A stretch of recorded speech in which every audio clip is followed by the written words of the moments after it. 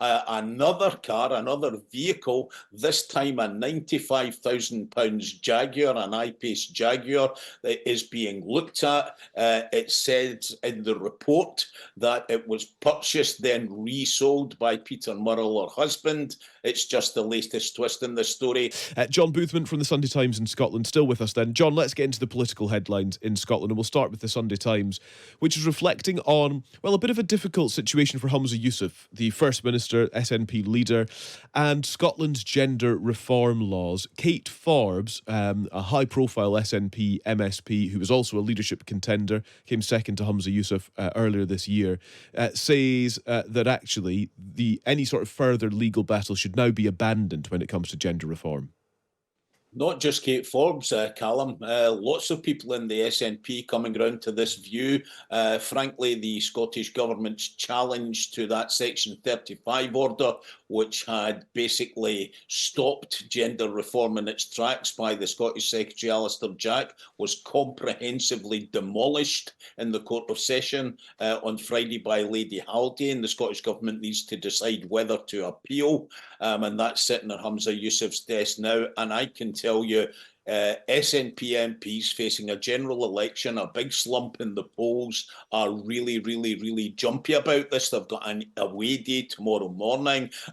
One of them told me yesterday about focus group stuff they're going to be presented with, which says that voters who voted SNP are fed up to the back teeth of this issue. They're fed up seeing pictures of SNP MPs on demonstrations about it. Another senior nationalist told me yesterday that Humza has to ditch this appeal and ditch it quickly. So again, Humza Yousaf's big couple of weeks coming. He's got his budget as well in front of him. The SNP MPs, lots of them just want him to focus on that and the cost of living crisis. Yeah, crucially as well, it'd be something he could do to distance himself a bit from Nicola Sturgeon, which has been a criticism of him since he took over, that actually he's almost remained a bit too close to his predecessor. Well, look, he badged himself at the time as the continuity candidate in the election. He's ditched loads of policies that Nicola Sturgeon had, you know, that HPMA, highly protected marine areas policy, the policy on the deposit return scheme about bottles in Scotland. You know, he's tried, I think, to a certain extent, to get away from some of those more damaging policies that Nicola Sturgeon favoured, but he's still stuck with the label that he gave himself. Yeah. Are lots of those policies things that Kate Forbes sort of campaigned against, John, or am I mistaken?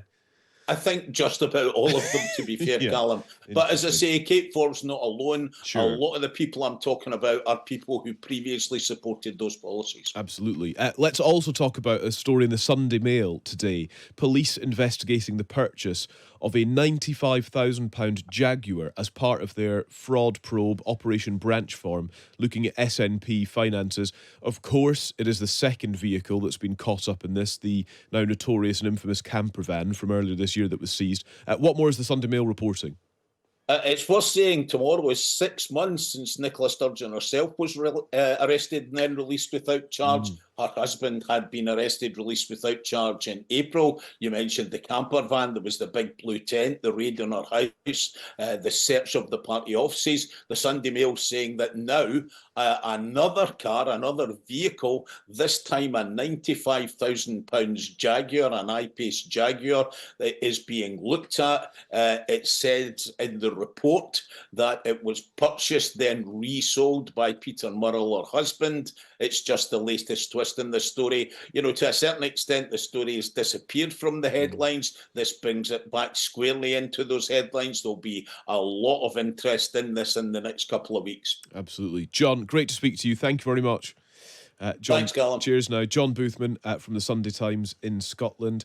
I mean, it is astonishing, as John says, so 6 months then, I hadn't realised that, since Nicola Sturgeon was arrested, released without charge. That Sunday Mail report says police are now investigating more than 1,000 alleged instances of fraud as part of their investigation.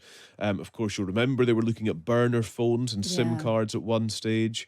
I mean, there's all sorts going on. Sounds endemic, doesn't it? And notably, earlier this year, the outgoing Police Scotland Chief Constable Sir Ian Livingston revealed the probe had grown beyond the initial allegation of fraud and was actually looking at potential embezzlement, is what the former Police Chief Constable in Scotland said as well. Of course, all of this, allegations at this stage, several people arrested and released without charge, and the investigations continue.